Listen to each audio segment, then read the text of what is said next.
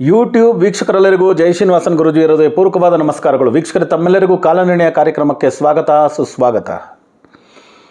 ಅಖಂಡ ಮಂಡಲಾಕಾರಂ ವ್ಯಾಪ್ತಂ ಯೇನ ಚರಾಚರಂ ತತ್ಪದಂ ದರ್ಶಿತಂ ಯೇನ ತಸ್ಮೈ ಶ್ರೀ ಗುರವೇ ನಮಃ. ಅಜ್ಞಾನತಿಮಿರಾಂಧಸ್ಯ ಜ್ಞಾನಾಂಜನ ಶಲಾಕೆಯ ಚಕ್ಷುರ್ನಿರ್ಮಿತಂ ಯೇನ ತಸ್ಮೈ ಶ್ರೀ ಗುರವೇ ನಮಃ. ಗುರು ಬ್ರಹ್ಮ ಗುರು ವಿಷ್ಣು ಗುರುರ್ದೇವೋ ಮಹೇಶ್ವರಃ ಗುರು ಸಾಕ್ಷಾತ್ ಪರಬ್ರಹ್ಮ ತಸ್ಮೈ ಶ್ರೀ ಗುರವೇ ನಮಃ.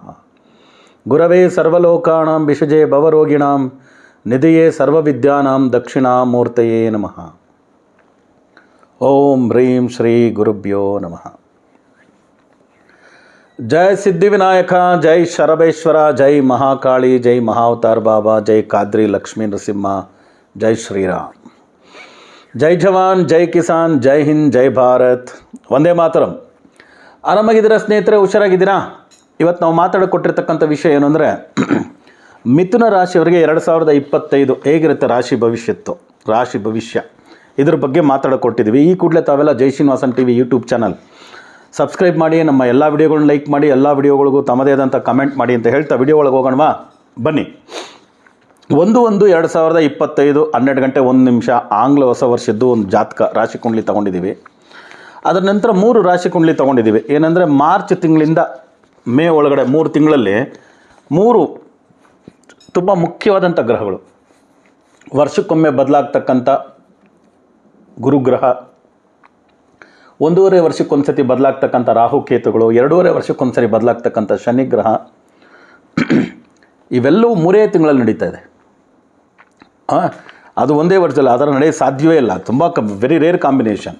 ಆದ್ದರಿಂದ ಈ ಮಿಥುನ ರಾಶಿಯವರಿಗೆ ಹೇಗಿರುತ್ತೆ, ದೇಶದ ಭವಿಷ್ಯ ಹೇಳಿದ್ದೀವಿ ಆಲ್ರೆಡಿ ದೇಶದ್ದು. ಓಕೆ, ಈಗ ಮಿಥುನ ರಾಶಿಯವ್ರಿಗೆ ಹೇಗಿರುತ್ತೆ ಅಂತ ನೋಡೋಣ.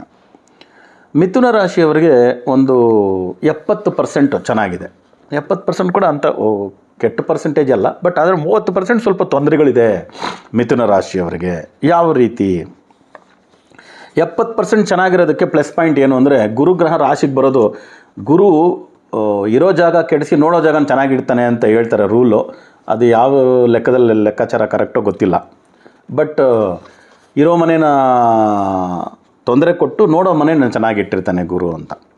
ಅದು ಆ ಥರ ತೊಗೊಳಕ್ಕಿಂತ ಗುರುಗಳು ನಮ್ಮ ಮನೆಗೆ ಬಂದರು ಅಂದರೆ, ಅವರು ತುಂಬ ಸ್ಟ್ರಿಕ್ಟಾಗಿರ್ತಾರಲ್ಲ.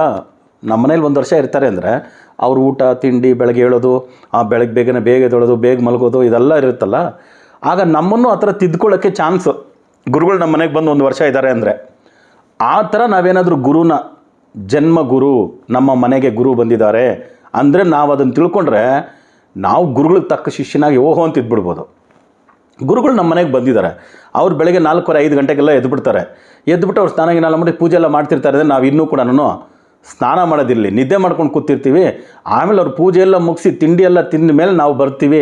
ಏನು ಗುರುಗಳೇ ಪೂಜೆ ತಿಂಡಿ ಎಲ್ಲ ಆಯಿತು ಅಂದರೆ ಹೆಂಗಿರುತ್ತೆ ಗುರುಗಳಿಗೆ ಅಲ್ವಾ? ಆಮೇಲೆ ನಮ್ಮದು ಹವ್ಯಾಸಗಳೆಲ್ಲ ಸ್ವಲ್ಪ ಎಲ್ಲ ಚೇಂಜ್ ಆಗ್ತದಲ್ಲ, ಅದಕ್ಕೋಸ್ಕರ ಅಷ್ಟೇ. ಅದು ಬಿಟ್ಟರೆ ಜನ್ಮ ಗುರುನಲ್ಲಿ ನೀವೇನಾದರೂ ನಿಮ್ಮನ್ನು ತಿದ್ಕೊಳ್ಳೋಕ್ಕೆ ಅಂತ ಪ್ರಾರಂಭಿಸ್ಬಿಟ್ರೆ ಸೂಪರ್. ಅದರಿಂದ 70% ಚೆನ್ನಾಗಿರೋದು ಇದೊಂದು ಪಾಯಿಂಟೇ ಇವರಿಗೆ. ಆಮೇಲೆ ರಾಹು ಕೇತು ಈಗ 10ನೇ ಮನೇಲಿದೆ. ಈಗ 9ನೇ ಮನೆಗೆ ರಾಹು ಅಂದರೆ ಮಕರಕ್ಕೆ ರಾಹು, ಆಮೇಲೆ ಸಿಂಹಕ್ಕೆ ಕೇತು, 3ನೇ ಮನೆಗೆ ಕೇತು. ಇದು ಒಂದು ಸ್ವಲ್ಪ ತೊಂದರೆ ಕೊಡ್ತಕ್ಕಂಥ ವಿಷಯ. ಯಾಕಂದರೆ 3ನೇ ಮನೆ ಕೇತು ಅಂದರೆ ಪ್ರಯತ್ನ ಸ್ಥಾನಕ್ಕೆ ಕೇತು. ಆಧ್ಯಾತ್ಮಿಕ ವ್ಯಕ್ತಿಗಳಿಗೆ ಏನಂತ ತೊಂದರೆ ಇಲ್ಲ, ಬಟ್ ಇವ್ರಿಗೆ ತೊಂದರೆಗಳಾಗಬಹುದು ಸ್ವಲ್ಪ. ಶನಿ ಬಂದು ಕರ್ಮಸ್ಥಾನಕ್ಕೆ ಬರ್ತಿರೋದು, ಅದು ಪ್ಲಸ್ ಪಾಯಿಂಟ್. ಆವಾಗ ಜನ್ಮಕ್ಕೆ ಗುರು ಬಂದಿರೋದು, 10ನೇ ಮನೆಗೆ ಮೀನರಾಶಿಗೆ ಶನಿ ಬರೋದು, ಇವೆಲ್ಲ ಒಳ್ಳೆಯದೇ. ಸೊ ಅದರಿಂದ ಒಂದು 70-75% ಇವರಿಗೆ ಚೆನ್ನಾಗಿದೆ ಈ ವಿಷಯದಲ್ಲಿ. ಒಂದು 25% ಮೈನಸ್ ಆಗೋದ್ರ ಬಗ್ಗೆ ಆಮೇಲೆ ಮಾತಾಡೋಣ. ಇವಾಗ ಪ್ಲಸ್ ಪಾಯಿಂಟ್ಸ್ ನೋಡೋಣ. ಮಿಥುನ ರಾಶಿಯಲ್ಲಿ ಹುಟ್ಟಿರ್ತಕ್ಕಂಥ ಎಲ್ಲ ಸ್ಟೂಡೆಂಟ್ಸ್ಗೆ ಒಳ್ಳೆಯದು. ರಾಶಿಯಲ್ಲೇ ಮಿಥುನ ರಾಶಿ ಅಧಿಪತಿ ಬುಧ ಅಂದರೆ ಎಜುಕೇಷನ್ಗೆ ಇರ್ತಕ್ಕಂಥವನು, ಅದರಿಂದ ಒಳ್ಳೆಯದೇ. ಸೊ ಸ್ಟೂಡೆಂಟ್ಸ್ಗೆಲ್ಲ ಒಳ್ಳೆಯದಾಗುತ್ತೆ. ಹೊರದೇಶದಲ್ಲೆಲ್ಲ ಹೋಗಿ ಕೆಲಸ ಮಾಡಬೇಕು, ಹೊರದೇಶದೆಲ್ಲ ಓದಬೇಕು ಅನ್ನೋರಿಗೂ ಕೂಡ ಒಳ್ಳೆಯದಾಗುತ್ತೆ. ಬೇರೆ ಹಾಸ್ಟೆಲ್ಗೆ ಹೋಗಿ ಸೇರ್ಕೋಬೇಕು, ಬೇರೆ ಸ್ಟೇಟಲ್ಲಿ ಹೋಗಿ ಓದಬೇಕು. ಸೊ ಮೈಗ್ರೇಷನ್ ಯಾರ್ಯಾರು ಇಷ್ಟಪಡ್ತಾರೋ ಅವರೆಲ್ಲರಿಗೂ ಕೂಡ ಸ್ಟೂಡೆಂಟ್ಸ್ಗೆ ಒಳ್ಳೆ ಭವಿಷ್ಯ ಇದೆ. ಅದೇ ರೀತಿ ವ್ಯಾಪಾರಸ್ಥರು, ಬುಧ ಅಂದರೆ ವ್ಯಾಪಾರದ ಜಾಗದಲ್ಲಿ ಗುರು ಇರೋದ್ರಿಂದ ಖಂಡಿತವಾಗ್ಲೂ ವ್ಯಾಪಾರಸ್ಥರಿಗೆ ಒಳ್ಳೆಯದಾಗುತ್ತೆ. ಮಿಥುನ ರಾಶಿಯಲ್ಲಿ ಹುಟ್ಟಿರ್ತಕ್ಕಂಥ ವ್ಯಾಪಾರಸ್ಥರು, ತರಕಾರಿ ಮಾರೋರಿಂದ ಹಿಡಿದು ಬೆಳ್ಳಿ ಬಂಗಾರ ಚಿನ್ನ ವಜ್ರ ವೈಡೂರಿಗಳನ್ನ ಮಾರ್ತಕ್ಕಂಥವ್ರವರೆಗೂ ಚೆನ್ನಾಗಿರುತ್ತೆ. ಶೇರ್ ಮಾರ್ಕೆಟ್ಗೆ ಚೆನ್ನಾಗಿರುತ್ತೆ. ಸೊ ವ್ಯಾಪಾರ ಎಲ್ಲ ಕ್ಯಾಟಗರಿಯವ್ರಿಗೂ ಚೆನ್ನಾಗಿರುತ್ತೆ. ಅದರಲ್ಲಿ ಭೂಮಿ ಸಂಬಂಧವಾದಂಥ ರಿಯಲ್ ಎಸ್ಟೇಟ್ ಮಾಡ್ತಕ್ಕಂಥವ್ರಿಗೆ ಒಳ್ಳೆಯದಾಗುತ್ತೆ. ಅಗ್ರಿಕಲ್ಚರ್, ಆರ್ಗ್ಯಾನಿಕ್ ಇದೆಲ್ಲ ಮಾಡ್ತಿರ್ತಾರಲ್ಲ ಅವ್ರಿಗೂ ಒಳ್ಳೆಯ ಯೋಗ ಇದೆ. ಆಮೇಲೆ ವ್ಯಾಪಾರಿಗಳಲ್ಲಿ ಭೂಮಿ ಸಂಬಂಧವಾದಂಥ ರಿಯಲ್ ಎಸ್ಟೇಟ್ ಅವ್ರಿಗಂತೂ ಇನ್ನೂ ಸ್ವಲ್ಪ ಜಾಸ್ತಿನೇ ಭೂಮಿ ಅಂದರೆ ತಪ್ಪಾಗಲ್ಲ.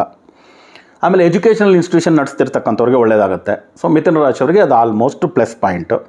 ಎಕ್ಸ್ಪೋರ್ಟ್ಸ್ ಇಂಪೋರ್ಟ್ಸಲ್ಲಿ ಯಾರು ಬಿಸ್ನೆಸ್ ಮಾಡ್ತಿರ್ತಾರೋ ಅವ್ರಿಗೂ ತುಂಬ ಒಳ್ಳೆಯದಾಗುತ್ತೆ. ಯಾಕೆಂದರೆ 10ನೇ ಮನೆಯಲ್ಲಿ ಶನಿ, ಮೀನರಾಶಿಯಲ್ಲಿ ಶನಿ, ಜಲತತ್ವದಲ್ಲಿ ಶನಿ, ಅಕ್ರಾಸ್ ದ ಸಿ ಮಾಡ್ತಕ್ಕಂಥ all types of business, whether it is fuel, whether it is food, whether it is electronics, ಯಾವುದೇ ಆಗ್ಬೋದು. Across the sea exports imports ಎಲ್ಲವೂ ಚೆನ್ನಾಗಾಗುತ್ತೆ. ಪ್ರೈವೇಟ್ ಸೆಕ್ಟ್ರಲ್ಲಿ ಕೆಲಸ ಮಾಡ್ತಿರ್ತಕ್ಕಂಥವ್ರಿಗೂ ಒಳ್ಳೆಯದಾಗುತ್ತೆ. ಸೊ ಆಲ್ಮೋಸ್ಟ್ ಚೆನ್ನಾಗಿದೆ. ಆಮೇಲೆ ಭೂಮಿ ಸೈಟ್ ತೊಗೊಂಡು ಮನೆ ಕಟ್ಟಬೇಕು ಅಂತ ಇರ್ತಕ್ಕಂಥವ್ರ ಕನಸು ನನಸಾಗುತ್ತೆ, ಅದು plus point. So almost 70 to 75% ಚೆನ್ನಾಗಿದೆ. ಆಮೇಲೆ ಅಕ್ಕ ತಂಗಿರ ನಡುವೆ ಬಾಂಧವ್ಯ ಚೆನ್ನಾಗಾಗುತ್ತೆ. ಆಮೇಲೆ ಅಣ್ಣ ತಮ್ಮಂದಿರ ನಡುವೆ ಬಾಂಧವ್ಯ ಅಷ್ಟೊಂದು ಚೆನ್ನಾಗಿರಲ್ಲ. ಆಮೇಲೆ ಯಾಕಂದರೆ 3ನೇ ಮನೆ ಅನ್ನೋದು ಸಹೋದರ ಸ್ಥಾನ ಅಂತ ಕೂಡ ಹೇಳ್ತೀವಿ, ಅಲ್ಲಿ ಕೇತು ಬಂದಿರೋದ್ರಿಂದ ಸ್ವಲ್ಪ ತೊಂದರೆಗಳಾಗ್ಬೋದು. ಆಮೇಲೆ 9ನೇ ಮನೆಯಲ್ಲಿ ರಾಹು ಬರ್ತಕ್ಕಂಥದ್ದು ಮಿಥುನ ರಾಶಿಗೆ, ತಂದೆಗೆ ಅಷ್ಟು ಒಳ್ಳೆಯದಲ್ಲ. ತಂದೆಗೆ ಆಮೇಲೆ ತಂದೆ, ಆಮೇಲೆ ಅಣ್ಣ ತಮ್ಮಂದರು ಅವರ ಆರೋಗ್ಯದಲ್ಲಿ, ಅವರ ಆಯುಷ್ನಲ್ಲಿ, ಅಣ್ಣ ತಮ್ಮಂದರ ಆಯುಷ್ಗೂ ಘಟಕಗಳು ಬರ್ಬೋದು, ಅವ್ರ ಜೊತೆ ಡಿಫ್ರೆನ್ಸ್ ಆಫ್ ಒಪಿನಿಯನ್ ಬರ್ಬೋದು, ತಂದೆಯ ಜೊತೆ ಡಿಫ್ರೆನ್ಸ್ ಆಫ್ ಒಪಿನಿಯನ್ ಬರ್ಬೋದು, ಅವ್ರ ಆಯುಷ್ಯಕ್ಕೂ ಅವ್ರ ಆರೋಗ್ಯಕ್ಕೂ ಕುತ್ತು ಬರ್ಬೋದು. ಇದು ಇದೆ. ಗಂಡ ಹೆಂಡತಿಯರ ನಡುವೆ ಬಾಂಧವ್ಯ ಪ್ಯಾಚಪ್ ಆಗುತ್ತೆ, ಪರವಾಗಿಲ್ಲ. ಸೊ ಇನ್ನು ಪಾರ್ಟ್ನರ್ಶಿಪ್ ಬಿಸ್ನೆಸ್ಸು ಅಷ್ಟಕ್ಕಷ್ಟೇ ಹೋಗುತ್ತೆ. ಅದರಿಂದ ಪಾರ್ಟ್ನರ್ಶಿಪ್ಪಲ್ಲಿ ಮೋಸ ಹೋಗ್ತಕ್ಕಂಥ ಚಾನ್ಸಸ್ ಉಂಟು. ಯಾಕಂದರೆ ಈ 3ನೇ ಮನೇಲಿ ಕೇತು ಅಂತಿರೋವಾಗ, ಪ್ರಯತ್ನ ಸ್ಥಾನದಲ್ಲಿ ಇದರಲ್ಲೆಲ್ಲ ಇರೋವಾಗ ಪಾರ್ಟ್ನರ್ಶಿಪ್ ಬಿಸ್ನೆಸ್ಗಳು ಸ್ವಲ್ಪ ತೊಂದರೆ ಕೊಡ್ಬೋದು. ಇನ್ನು ಹಣಕಾಸಿನ ವಿಷಯದಲ್ಲಿ ಯಾವುದೇ ರೀತಿ ತೊಂದರೆಗಳಿಲ್ಲ. ಆರ್ಟಿಸ್ಟ್ಗಳಿಗಾಗ್ಬೋದು, ಅವ್ರಿಗೆ ಯಾವುದೇ ರೀತಿ ಆರ್ಟಿಸ್ಟ್ ಇರ್ತಾರೋ, ನೃತ್ಯ, ನಾಟ್ಯ, ಕಲೆಗಳಿರ್ತಕ್ಕಂಥವ್ರಿಗೂ ಒಳ್ಳೆಯದಾಗುತ್ತೆ. ಸೊ ಆಲ್ಮೋಸ್ಟ್ ಆಲ್ ಸೆಕ್ಟರ್ಸ್ ಪೀಪಲ್ಗೆ, ವ್ಯಾಪಾರಸ್ಥರಿಗೆ ಓಕೆ, ಪ್ರೈವೇಟ್ ಸೆಕ್ಟರ್ವ್ರಿಗೂ ಓಕೆ, ಗೌರ್ನಮೆಂಟ್ ಸೆಕ್ಟ್ರಲ್ಲಿ ಇರ್ತಕ್ಕಂಥವ್ರಿಗೆ ಸ್ವಲ್ಪ ತೊಂದರೆಗಳಾಗೋದು, ಪೊಲಿಟಿಷಿಯನ್ಸ್ಗೆ. ಆಮೇಲೆ ಯಾಕಂದರೆ ಸಿಂಹರಾಶಿಯಲ್ಲಿ ಕೇತು ಇರೋದ್ರಿಂದ ಕಾಮನಾಗಿ ಈ ವರ್ಷ ಇನ್ನು 1.5 ವರ್ಷ, ಅದೇ ಮಾರ್ಚಿಂದ ತೊಗೊಂಡಿದ್ರೆ ಸಿಂಹರಾಶಿಯಲ್ಲಿ ಕೇತು ಇರೋವರೆಗೂ ಪೊಲಿಟಿಷಿಯನ್ಸ್ಗೆ, ಸರ್ಕಾರದ ಹುದ್ದೆಯಲ್ಲಿ ಇರ್ತಕ್ಕಂಥ ಅಧಿಕಾರಿಗಳಿಗೆ, ಅದು ಆರ್ಮಿ, ನೇವಿ ಯಾವುದೇ ಇದ್ರೂ ಸರಿ ಎಲ್ಲರಿಗೂ ಕೂಡ ಸ್ವಲ್ಪ ತೊಂದರೆಗಳಾಗ್ಬೋದು. ಆದ್ದರಿಂದ ಎನ್ಕ್ವೈರೀಸು, ಆಮೇಲೆ ಏನಾದರೂ ನೋಟಿಸಸ್ಸು, ಲೀಗಲ್ ಕಾನ್ಸಿಕ್ವೆನ್ಸಸ್ ಗೌರ್ನಮೆಂಟಿಂದ ಬರ್ತಕ್ಕಂಥದ್ದು, ಇನ್ಕಮ್ ಟ್ಯಾಕ್ಸ್ ರೈಡ್ ಆಗೋದು, ED ಆಗೋದು, ಈ ಥರದ್ದೆಲ್ಲ ನೋಟಿಸಸ್ ಬಂದು ತೊಂದರೆಗಳಾಗ್ತಕ್ಕಂಥ ಚಾನ್ಸಸ್ಸು ಮಿಥುನ ರಾಶಿಯವರಿಗಿದೆ. ಆದ್ದರಿಂದ ಆ ವಿಷಯದಲ್ಲಿ ಸ್ವಲ್ಪ ಕೇರ್ ತೊಗೋಬೇಕು. ಇನ್ನು ಹೆಲ್ತ್ ಅಂತ ಹೇಳಿದಾಗ, ತಂದೆಗೆ ಹೆಲ್ತ್ಗೆ ಹೇಳಿದ್ದೀನಿ, ಅಣ್ಣ ತಮ್ಮಂದ್ರ ಹೆಲ್ತ್ ಹೇಳಿದ್ದೀನಿ. ಅಣ್ಣ ತಮ್ಮಂದ್ರ ಜೊತೆ, ತಂದೆಯ ಜೊತೆ ಪ್ರಾಪರ್ಟಿ ವಿಷಯವಾಗ್ಬೋದು, ಭಿನ್ನಾಭಿಪ್ರಾಯಗಳು ಬರ್ಬೋದು, ಅವರ ಆಯುಷ್ ಆರೋಗ್ಯಕ್ಕೆ ಕುತ್ತು ಬರೋದಾಗ್ಬೋದು, ಇವೆಲ್ಲ ಮನಸ್ಸಿಗೆ ಘಾಸಿ ಮಾಡ್ತಕ್ಕಂಥ ವಿಷಯಗಳು ಆಗ್ಬೋದು. ಇನ್ನು ಆರೋಗ್ಯದ ವಿಷಯದಲ್ಲಿ ಬಂದ್ವಿ ಅಂದರೆ, ಹೃದಯ ಸಂಬಂಧವಾದಂಥ ಕಾಯಿಲೆಗಳು, ನರಗಳ ಸಂಬಂಧವಾದಂಥ ಕಾಯಿಲೆಗಳಿಂದ, ರಕ್ತದ ಸಂಬಂಧವಾದಂಥ ಏನಾದರೂ ಕಾಯಿಲೆಗಳಿತ್ತು ಅಂದರೆ ಅದೆಲ್ಲ ಮಿಥುನ ರಾಶಿಯವರಿಗೆ ಈ ವರ್ಷ ಉಲ್ಬಣಿಸಿ ಆರೋಗ್ಯದ ವಿಷಯದಲ್ಲಿ ತುಂಬ ಏರ್ಪೇರು ಕೊಟ್ಬಿಟ್ಟು ಸ್ವಲ್ಪ, ಯಾಕಂದರೆ ಮೈಂಡ್ ವೀಕ್ ಆಗದೆ ಬಾಡಿ ವೀಕ್ ಆದಾಗ, ಬಾಡಿ ವೀಕ್ ಆದಮೇಲೆ ಮೈಂಡು ವೀಕ್ ಆಗಿಬಿಡ್ತದೆ, ಮೈಂಡ್ ವೀಕ್ ಆದಮೇಲೆ ಬಾಡಿ ಅಂತೂ ಇನ್ನೂ ಜಾಸ್ತಿ ವೀಕ್ ಆಗಿಬಿಡುತ್ತೆ. ಸೊ ಇವೆರಡಕ್ಕೂ ಅವಿನಾಭಾವ ಸಂಬಂಧ, ಮೈಂಡ್ ಆ್ಯಂಡ್ ಬಾಡಿ ಎರಡೂ ಒಂದೇ. ಅದನ್ನು ತುಂಬ ಹುಷಾರಾಗಿ ನೋಡ್ಕೋಬೇಕು. ಇಲ್ಲಿ ಸ್ವಲ್ಪ ಏರ್ಪೇರಾದರೆ ಅಲ್ಲಿ ಸ್ವಲ್ಪ ಏರ್ಪೇರಾಗುತ್ತೆ, ಅಲ್ಲಿ ಏರ್ಪೇರಾಗುತ್ತೆ. ಆದರೆ ಬಾಡಿಗಿಂತಲೂ ಮೈಂಡ್ ಏನಾದರೂ ಕೆಟ್ಟೋಯ್ತು ಅಂತ ಇಟ್ಕೊಳ್ಳಿ, ಬಾಡಿನ ಸುತಾರಾಮ್ ಪ್ಯಾರಲಿಸಿಸ್ ಮಾಡಿಸ್ಬಿಡುತ್ತೆ. ಆ ಥರದ್ದೆಲ್ಲ ಬರ್ಬೋದು. ಅದರಿಂದ ಸ್ವಲ್ಪ ಆರೋಗ್ಯದ ವಿಷಯದಲ್ಲಿ ತುಂಬ ಕೇರ್ ತೊಗೋಬೇಕು. ಸೊ ಹಣಕಾಸಿನ ವಿಷಯದಲ್ಲಿ ಅಂಥ ತೊಂದರೆ ಇಲ್ಲ. 25% ನಿಮ್ಗೇನು ತೊಂದರೆ ಇದ್ದರೂ ಅಣ್ಣ ತಮ್ಮಂದರ ನಡುವೆ, ತಂದೆಯ ನಡುವೆ ಆರೋಗ್ಯದ ಏರುಪೇರುಗಳು, ಸರ್ಜರಿ, ಆಕ್ಸಿಡೆಂಟ್ಸು ಇವೆಲ್ಲ ಸ್ವಲ್ಪ ತೋರಿಸ್ತಿರೋದ್ರಿಂದ ಸ್ವಲ್ಪ ಹುಷಾರಾಗಿ ನೋಡ್ಕೊಳ್ಳಿ. ಇದರಿಂದ ಹೊರಬರ್ತಕ್ಕಂಥದ್ದಕ್ಕೆ ಏನಾದರೂ ಪರಿಹಾರಗಳು ಮಾಡ್ಕೋಬೇಕಂದ್ರೆ ಖಂಡಿತವಾಗ್ಲೂ ಪರಿಹಾರದ ಅವಶ್ಯಕತೆ ಇದೆ. ಸೊ ಲಕ್ಷ್ಮೀ ನರಸಿಂಹನನ್ನು ಈ ವರ್ಷ ನೀವು ಆರಾಧನೆ ಮಾಡ್ತಕ್ಕಂಥದ್ದು ಮಿಥುನ ರಾಶಿಯವರು ತುಂಬ ಒಳ್ಳೆಯದು. ಈ ವರ್ಷ ಪೂರ್ತಿ ಲಕ್ಷ್ಮೀ ನರಸಿಂಹ, ಹಣಕಾಸು ಸಿಗುತ್ತೆ, ಶತ್ರುಗಳು ಯಾರಿದ್ರೂ ಸಂಹಾರ ಆಗ್ತಾರೆ. ಅದರಿಂದ ಲಕ್ಷ್ಮೀ ನಾರಸಿಂಹನ ದೇವಸ್ಥಾನಕ್ಕೆ ಎಷ್ಟು ಅಭಿಷೇಕಗಳು, ಪೂಜೆಗಳು, ನೈವೇದ್ಯಗಳಿಗೆ ಕೊಡ್ತಕ್ಕಂಥದ್ದು ಉತ್ತಮ. ಓಕೆ, ಅದು ಎಲ್ಲ ರೀತಿಯೂ ನಿಮ್ಗೆ ಒಳ್ಳೆಯದಾಗುತ್ತೆ. ಅದರ ಜೊತೆಗೆ ನಾರಾಯಣನ ಸ್ವರೂಪ ಅಂದರೆ ನಾರಾಯಣ ಬಂದು ಗಂಡು ಹೆಣ್ಣು ಇಲ್ಲದೆ ಇರತಕ್ಕಂಥ ಅಲಿಯ ಸ್ವರೂಪ. ಆದ್ದರಿಂದ ನೀವು